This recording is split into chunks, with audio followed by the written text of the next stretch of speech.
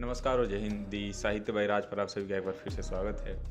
और थंबनेल से आप समझ ही चुके होंगे कि हम दुनिया के सबसे बड़े टेररिस्ट ऑर्गेनाइजेशन, जो कि खुद को क्लेम करता है कि हम एक डेमोक्रेटिक ऑर्गेनाइजेशन है, खुद को क्लेम करता है कि वो एक सॉवरेनेट नेशन है, वो खुद रिपब्लिक नेशन है, परंतु इन सारी चीज़ों को क्लेम करने के बाद ही डज समथिंग जो कि ऑल ऑफ सडन इनकी सारी बातों पर मिट्टी डाल देता है। जी हाँ, हम बात कर रहे हैं यूनाइटेड स्टेट ऑफ अमेरिका, जो कि सबसे पुरानी, one of the oldest democracy in this country है, इन दिस वर्ल्ड है।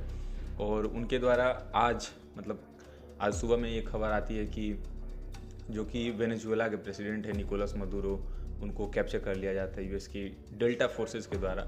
और आज मैं उसी की इंसिडेंट पे बात करूंगा कि क्यों ऑल ऑफ सडन इस प्रकार की जो अनसर्टेनिटी आ रही है वर्ल्ड में, इसके पीछे रीज़न क्या है और यूएस का इस तरह से अग्रेसिव अप्रोच क्या दिखाता है आने वाले समय में, और ये किस किस चीज़ों को इम्पैक्ट करेगा, उस पर आज हम बात करेंगे। तो आपने खबर सुनी लिया होगा कि जो वेनेजुएला के प्रेसिडेंट है उनको कैप्चर कर लिया गया यूएस की जो डेल्टा फोर्सेस है यूएस की आर्मी के द्वारा। तो 150 एयरक्राफ्ट पूरा एयर स्पेस को ब्लॉक करके उसके बाद उनके प्रेसिडेंट को उनके जो कैपिटल है काराकस, वहाँ से उसको उठाकर ले गया है। और उसके बाद उनकी आंखों पर पट्टी बांधकर मतलब पूरी तरह से एवोकेट कर लिया गया किसी देश के प्रेसिडेंट को विथ अ मिलिट्रीली पावर। इस पे यूएस एडमिनिस्ट्रेशन का साफ तौर पे कहना है कि भाई जो वेनेजुएला का प्रेसिडेंट है निकोलस मदुरो, ये आए दिन और पिछले कई सालों से ही इज़ बीन डूइंग कोकेन की supply, tons of cocaine has been coming to the US through sea और अदर रूट्स के द्वारा वो उनके देश में आ रहा था, जिसके कारण उन्हें एक बहुत बड़ा स्टेप उठाना पड़ा है। वहाँ के डिफेंस सेक्रेटरी ऑफ स्टेट जो कि मार्को रूबियो, वहाँ की फॉरेन मिनिस्टर जो हैं और डिफेंस मिनिस्टर, उनका क्लियर तौर पे कहना है कि हम रिजीम चेंज करेंगे और इस तरह की चीज़ें हम वहाँ पे लाने वाले हैं। ट्रम्प का इस पे कहना था कि US will run Venezuela for using on rebuilding oil infrastructure with US company to restart production. तो आप मोटा मोटी इस चीज़ से तो समझ ही चुके होंगे किसी न किसी माध्यम से कि भाई ये एक ड्रग रोकने के लिए ही ये मिलिट्री ऑपरेशन नहीं किया गया है। क्लियरली ये है कि भाई रिजीम चेंज है। क्यों ऐसा है और इस पे मैं बात करूँगा, इसके पीछे जो डीप लिंक्स हैं उसको आप सबको समझाने की कोशिश करूँगा। तो इस पे पहले देख लेते हैं कि इंटरनेशनल लेवल पे किस तरह से आउटरीच आ रहा है। जो चाइना है, चाइना का कहना है कि भाई जो यूनाइटेड नेशन का चार्टर है, मतलब कि जो यूनाइटेड नेशन बनाया गया उसका भाई मकसद क्या था कि भाई दुनिया में एक ऐसी ऑर्गेनाइजेशन हो जो पूरी रूल्स एंड रेगुलेशन बनाए, कंट्रीज़ की बाउंड्रीज से लेकर कंट्रीज़ के रूल्स एंड रेगुलेशन जो कि इंटरनेशनल लेवल पे अप्लाई होंगे सारी कंट्रीज़ के लिए, उसके चार्टर का ये ब्रेक करना दिखाता है यूएस के द्वारा। ठीक है, कहना है। उसके बाद ये यूएस के द्वारा, रसिया के द्वारा भी कहा गया कि ये आर्म्ड रिग्रेशन है। ब्राज़ील के प्रेसिडेंट के द्वारा कहा गया कि भाई ये तो लाइन क्रॉस कर दिया गया यूएस के द्वारा, किसी भी देश में घुस के उसके प्रेसिडेंट को कैप्चर कर लेना, बिकॉज आप एक मिलिटरीली सुपीरियर हैं, ये आपको कोई राइट नहीं देता कि आप किसी भी छोटे कंट्री को जाकर इस तरह से चीज़ें करना। इंटरनेशनल आउटरीच आना और इसके पीछे एक रिलेशन ये भी है कि आप समझिए, अगर आप इस लेवल पे हो कि यानी यूएस जैसी कंट्री जो सो मच पावरफुल है, वो एक छोटे देश पे जाती है, उसके प्रेसिडेंट को कैप्चर कर लेती है, उसके बाद उसके देश पे कंट्रोल करना चाहती है और उस पर प्रो पर्टिकुलर देश यानी प्रो रिस्पेक्टिव देश यानी कि यूएस के प्रो गवर्नमेंट लाना चाहती है। उसी तरह से अगर इन फ्यूचर अगर चाइना चाहेगा, चाइना के लिए एक ब्लूप्रिंट है। मैं बहुत सारे ट्विटर पे देख रहा था और बहुत सारे जो चाइनीज़ जो थिंक टैंक थे वो भी कह रहे हैं कि भाई यूएस जो चाह रहा था ताइवान में ना हो, वो खुद एक ब्लूप्रिंट के तौर पे वेनेजुएला के थ्रू दे दिया चाइना को कि भाई ये ले तू इस पे कर, जो भी करना होगा, ये रहा ब्लूप्रिंट है। तो इन फ्यूचर अगर चाइना चाहे ताइवान पे तो ये सारी चीज़ें कर सकता है। रसिया खुद चाहे तो जेलेंस्की को किडनैप कर सकता है और यूक्रेन को इजीली अपने अंडर में ले लेगा, समझ रहे हैं। तो ये एक तरह से यूएस के द्वारा एक ब्लूप्रिंट और भी कंट्रीज़ को दे दिया गया कि आने वाले समय में अनसर्टेनिटी किस लेवल पर बढ़ सकती है, आप देख सकते हैं इसे। और अभी हम इस पर बात करेंगे कि किस प्रकार से यूएस क्यों वेनेजुएला जैसी छोटी देश, कुवैत जैसी छोटी देश, लीबिया जैसे छोटी देश, ईरान जैसे छोटे छोटे देश, क्यों इन देशों पर ही कंटिन्यूस बेसिस पे उसके द्वारा अटैक और रेडिकल इस तरह की चीज़ें की जाती हैं। उसके पीछे का क्रोनोलॉजी जब आप समझेंगे तो क्लियरली व्यू में पता चलेगा। मैं यहाँ पे एक चार्ट लगा दूंगा, उसमें देखिएगा कि ऑयल के प्रोफाउंड ऑयल यानी कि पाए गए ऑयल में सबसे ज़्यादा है 330 या 306 बिलियन बैरल के करीब है वेनेजुएला में। सबसे बड़ा ऑयल रिजर्व किसके पास है? वेनेजुएला के पास। उसके बाद सऊदी अरेबिया, फिर ईरान, फिर कुवैत, लीबिया, नाइजीरिया। अभी रिसेंट कुछ दिनों पहले ही यूएस के द्वारा नाइजीरिया पर अटैक किया गया था। क्यों? क्योंकि उनके पास भी सबसे बड़ा ऑयल रिजर्व है। सबसे बड़ा मतलब कि वन ऑफ द बड़ा में से उसके पास ऑयल रिजर्व है। लीबिया और कुवैत में क्या किया? इराक से अलग कर दिया गया कुवैत को वार के थ्रू। मैं इसके ऑपरेशंस देख रहा था यूएस के द्वारा किस किस तरह से ऑपरेशन डिजर्ट स्टॉर्म 1991 में कुवैत को लिबिया इराक से अलग कर देना, उसके बाद ऑपरेशन अर्नेस्ट विल जिसमें ऑयल टैंकर्स को कैप्चर करना पर्शियन गल्फ से, स्विच क्राइसिस रिस्पॉन्स 1956, फिर से कार्टर डॉक्ट्रिन 1980। इस तरह से अनगिनत ऐसे केसेस आपको मिलेंगे और इवेंट्स मिलेंगे जिसमें यूएस के द्वारा उन पर्टिकुलर कंट्रीज़ को जो कि खुद इकोनॉमिकली उस लेवल पे डेवलप्ड नहीं है और trying to get into that development, और वो देश जो कि मिलिट्रीली भी उस लेवल पे स्ट्रांग नहीं है, तो यूएस पर्टिकुलर उन कंट्रीज़ को अटैक करता है और उनके नेचुरल रिसोर्सेज, उनके बायोलॉजिकल रिसोर्सेज को कैप्चर करना, उसके बाद उसको चैनलाइज करेगा कहाँ, अपने कंट्री में, और अपनी कंट्री से वो पूरी दुनिया को बेचेगा, और वो जो कंट्री जिस कंट्री से वो निकालता है वो वहीं का वहीं रह जाएगा। तो यूएस के द्वारा ये दिखाया गया बाय द टाइम कि भाई हमारे पास पावर है तो हम कुछ भी कर सकते हैं। मैं स्पेशली जब ये ऑयल वाली चीज़ों पे बात कर रहा था तो आपने पिछले कुछ रिसेंट दिनों में ईरान में भी देखा होगा कि किस तरह से अयतुल्ला खमीनी और उनके जो भी करीबी जो मिनिस्टर्स थे, प्रेसिडेंट थे, उनको किस तरह से यूएस के द्वारा मारा जाना, B2 बम्बर का वहाँ जाना। क्यों? क्योंकि ये भी चाह रहे हैं, क्योंकि ईरान में सबसे बड़ा दुनिया का नेचुरल गैस रिसोर्स है। आप सोच के देखिए, Iran is not a normal case उनके लिए चाहिए कि भाई उनके पास गल्फ़ की जितनी, खाड़ी की जितनी देशें हैं, या सऊदी अरेबिया, कुवैत, कतर, इन सारी देशों पे कौन सी गवर्नमेंट है? प्रो यूएस, जो कि यूएस को पेट्रोलियम और नेचुरल रिसोर्सेज बेचती है। परंतु और जो देश हैं जो इंडिपेंडेंटली ग्रो करना चाहते हैं, खुद के दम पे, खुद की फॉरेन पॉलिसी होगी, खुद के नेशनल लोगों के लिए काम होगा, उन लोग जब चाहते हैं तो यूएस जैसे बड़े पावर जो जाइंट बैठे हैं उन पर अटैक करते हैं, जैसे कुवैत, लीबिया, इराक हो गया, अभी वेनेजुएला का केस हो गया। तो इस तरह से करते हैं। अब हम आप इस क्रोनोलॉजी को समझिए। अब हम वेनेजुएला के बारे में आते हैं कि वेनेजुएला ही स्पेशल केस अभी क्यों उभर के आ रहा है। तो देखिए 1950s में माना जाता था ना कि वेनेजुएला जो है ना one of the fastest growing economic था। उसके बाद वेनेजुएला को कहा जाता था, जो उसकी कैपिटल थी उसको कहा जाता था पेरिस ऑफ साउथ अमेरिका।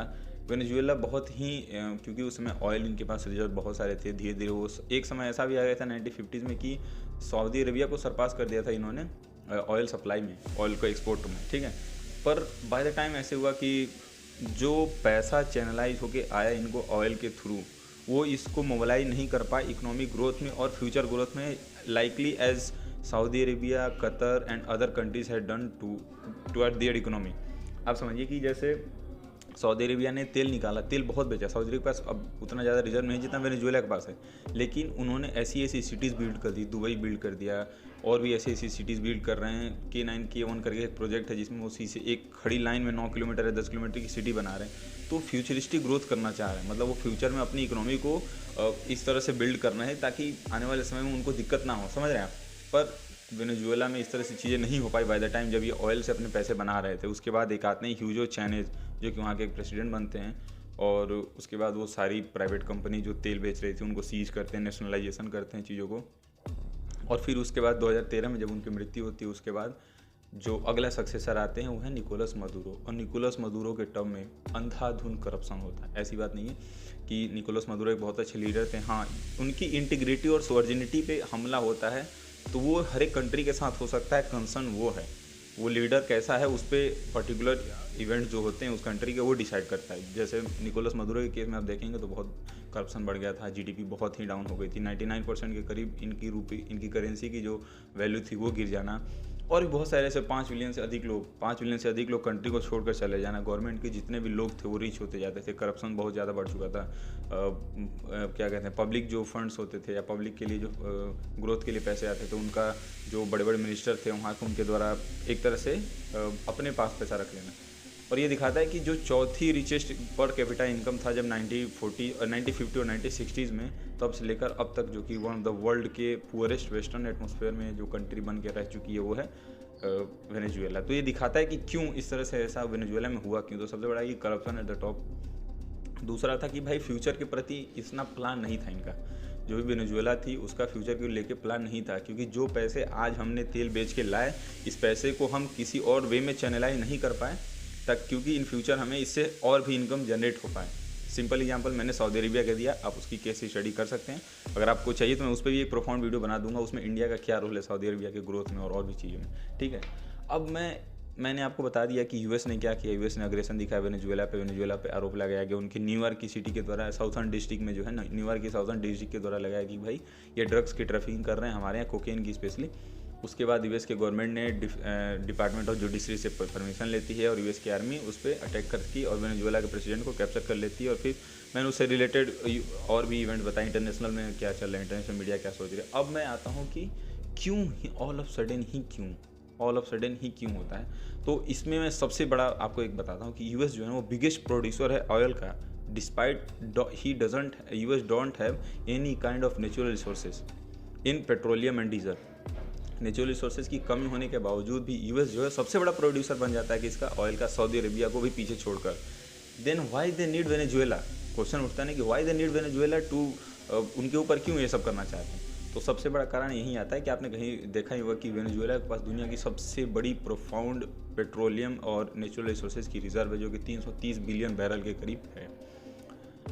इसी साल के अंत तक, मतलब 2025 के अंत तक, यानी अक्टूबर और नवंबर में लगभग वेनेजुएला के जो प्रेसिडेंट थे मदुरो, वो राजी भी हो चुके थे कि भाई हम अपना जो ऑयल का एक्सपोर्ट है वो हम चाइना और रसिया को कम करके हम आपको भी देने के लिए तैयार हो गए थे, ठीक है। लेकिन यूएस को साफ तौर पे यूएस ने इस चीज़ को साफ तौर पे नकार दिया। क्यों? इसके पीछे का रीजन सबसे बड़ा क्या है, वहाँ के सेक्रेटरी ऑफ स्टेट यानी कि फॉरेन मिनिस्टर मार्को रूबियो। अब देखिए, मैंने मार्को रूबियो का स्टार्टिंग में नाम लिया, उनके द्वारा कहा गया था कि भाई हम रिजीम चेंज कराएंगे। अब इस पूरी कहानी को जब आप जोड़ के देखेंगे ना, तब आपको समझ में आएगा। द मैन बिहाइंड जो कि इसको कैंसिल कर देता है कि हम नहीं वेनेजुएला से तेल लेंगे, वो कौन था? Marco Rubio. अब देखिए क्यों होता है, अब समझिए। 2007 में जो कि मार्को रूबियो, उस समय मार्को रूबियो नहीं, 2007 में एक्सॉन कंपनी जो होती है वो उसको वेनेजुएला में ऑयल रिजर्व की जो होता है उसको इवैक्यूएशन और उसके पेट्रोलियम मैन्युफैक्चर करने की राइट्स मिलते हैं। और एक्सॉन कंपनी जो थी वो वेनेजुएला में ऑयल एक्सट्रैक्ट कर रही थी, ठीक है, 2007 तक कर रही थी। 2007 में वेनेजुएला से वो एग्जिट कर लेती है, वहाँ से अपने ऑयल रिजर्व्स को बंद करके, जो वेनेजुएला की थी वहाँ से चली जाती है गयाना। अब देखिए, गयाना जो है वो वेनेजुएला का एक नेबरिंग कंट्री है।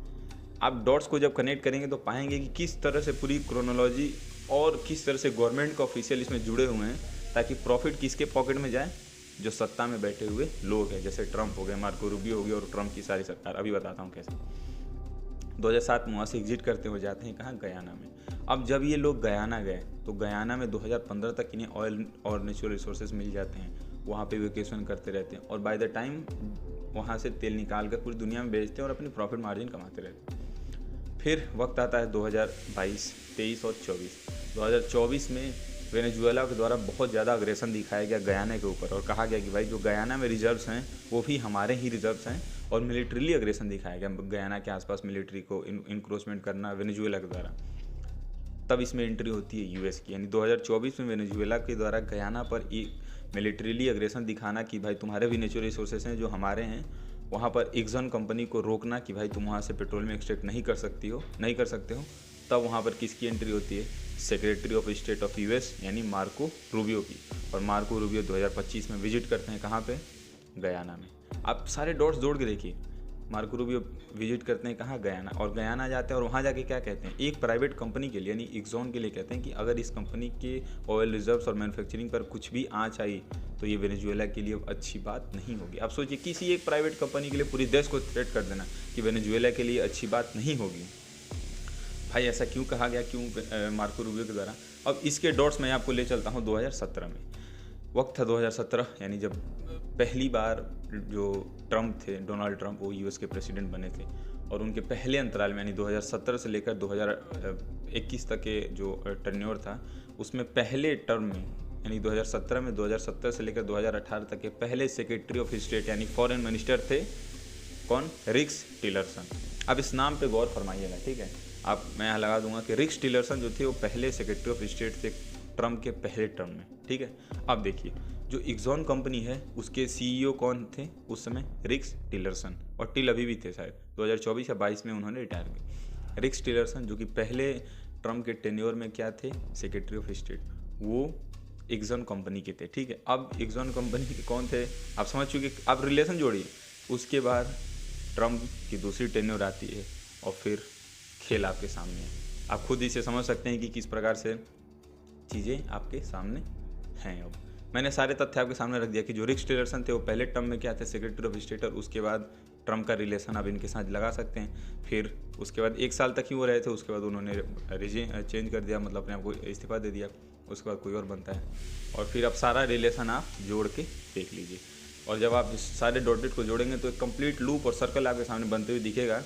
और इस सारे में किसको फ़ायदा होने वाला है? उस एक्सॉन कंपनी को, यूएस की सरकार को, और यूएस की सरकार में बैठे हुए सारे लोगों को, मार्को रूबियो, डोनाल्ड ट्रंप, रिक्स टिलरसन और भी सारे लोग। और इसमें एक इकोनॉमिकली मोबिलाइजेशन करने की पूरी तरह से कोशिश की जा रही है ताकि चीज़ों को भटकाया जा सके।